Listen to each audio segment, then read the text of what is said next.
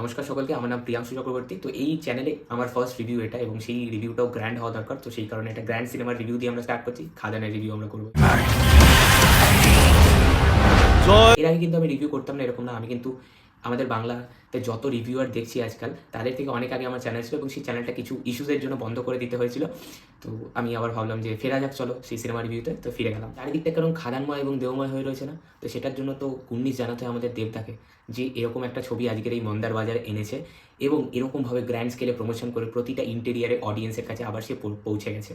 এটাই তো অডিয়েন্স চাইছিল, একটা বাংলার রুটেড কমার্শিয়াল সিনেমা। এবং এই কারণে কিন্তু বহুরূপী এত সাকসেসফুল হয়েছে, কারণ বহুরূপী মাল্টিপ্লেক্স দর্শককে বাংলার যে রুটেড কমার্শিয়াল সিনেমা সেটাকে প্রোভাইড করতে পেরেছিল। এবং দেবের মতো সুপারস্টার যখন একটা এরকম রুটেড কমার্শিয়াল সিনেমা নিয়ে ফেরত আসে, তখন গ্রাম বাংলার দর্শক কিন্তু এমনিতেই চলে আসবে। ফ্যান্সদের উন্মাদনা তো এই ছবিকে নিয়েছিল, এবং সাধারণ অডিয়েন্সেরও কিন্তু বেশ তারা এক্সাইটেড ছিল এই ছবির জন্য।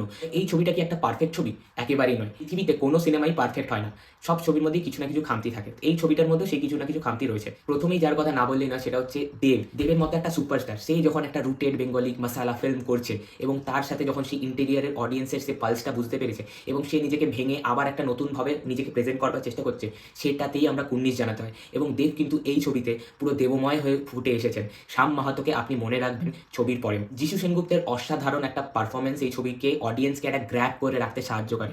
তার সাথে আরেকজনের কথা না বললেই না, তার রোলটা খুবই ছোট, কিন্তু তিনি যেই জায়গাতে এসেছেন সেই জায়গাতে অডিয়েন্স তাকে দেখে কিন্তু রক্ত গরম হয়ে গেছে, এবং মানে কোথাও গিয়ে হিরোর জন্য চিয়ার করছে যে হিরো একে তুই মেরে ফেল। সেটা হচ্ছে জন ভট্টাচার্য। অল্প স্পেস পেয়েছেন, কিন্তু দারুণ একটা ইম্প্যাক্ট ফেলে গেছেন ছবির মধ্যে। আরেকটা যেটা খুব ভালো জিনিস, যেটা আমার খুব ভালো লেগেছে, যে ছবিটা যেই ব্যাকড্রপে গল্পটা বসে রয়েছে, সেই গল্প থেকে কিন্তু বেরিয়ে অন্য কোথাও চলে যাচ্ছে না। এরকম না যে আমরা কলিয়ারি ব্যাকগ্রাউন্ডে একটা গল্প দেখছি, এবং তারপরে কোথাও গিয়ে মুম্বাইতে চলে গেল, বিদেশে চলে গেল, এখানে চলে গেল। সেই জায়গাতেই গল্পটা ফিক্স রয়েছে, এবং সেখানেই এই গল্পটার পার্ট 1 এর এন্ডও সেখানেই হয়। এবং আমরা যেই অভিনেত্রীকে দেখতে পারি, সেটা বারখা হোক বা ইদিকা পাল হোক, তাদেরকে খুব রুটেড লাগে, তাদেরকে খুব জেনুইন ওই জায়গার মহিলা লাগে, এবং সেই জিনিসটা কিন্তু খুব ভালো লেগেছে। ছবির মধ্যে ধুমধুমার অ্যাকশন আছে, ধুমধুমার সিনেমাটোগ্রাফির কাজ আছে, সেগুলো কিন্তু বেশ ভালো। এবং কোথাও গিয়ে দেবকে যেইভাবে অডিয়েন্স দেখতে পছন্দ করছিল, সেইভাবেই দেব নিজেকে নিয়ে এসছে। ডায়লগবাজি ছবির মধ্যে, ডায়লগগুলো কিন্তু তোমরা এখনো মনে রাখবে। ক্ষুধার্ত বাঘ এবং শ্যাম মাহাতোর রাগ, এই দুয়ের পাল্লায় পড়তে নেই। এইরকম কিছু কিছু ডায়লগ যখন পুরো স্ক্রিনে আসছে, সেই জায়গাগুলো মাস মোমেন্টসে বিল্ড হয়ে যাচ্ছে, এবং ডিরেক্টর কিন্তু সেই হিসেবেই সেই সিনগুলোকে ডিজাইন করেছে, যাতে অডিয়েন্স সিটি তালি দিয়ে পুরো হলকে মাতিয়ে তোলে। কমার্শিয়াল ছবির যেটা আরেকটা ব্যাকবোন, সেটা হচ্ছে গিয়ে ছবির গান।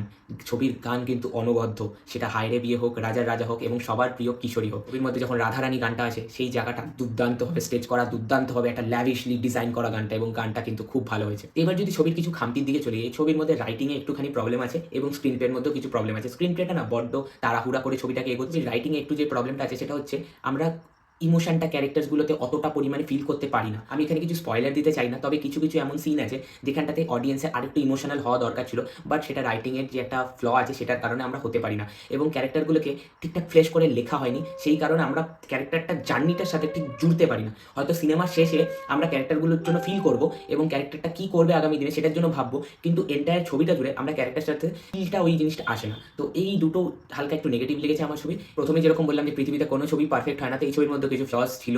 তো সেইগুলোকে একটু বাইরে রেখে আমরা যদি এই ছবিটাকে যেরকমভাবে অডিয়েন্স সেলিব্রেট করছে, আমরা যদি আরও পরিমাণে সেলিব্রেট করি, আরও এই ছবিটাকে দেখি, এবং এর যে সেকেন্ড পার্ট, তাহলে মেকার্সরা আরও সাহস পাবে, আরও গল্পে জোর দিতে পারবে, আরও অ্যাকশন আমরা আরও বড় দেখতে পাবো, আরও বাংলা ছবির উন্নত হবে। এই বলেই আজকের এই ভিডিও শেষ করি। আশা করি যদি তোমাদের ভিডিওটা ভালো লেগে থাকে, কিচ্ছু করতে হবে না, একটা লাইক করে দিও, একটা কমেন্ট করে দিও, আর জানিও কেমন লাগলো রিভিউটা। টাটা।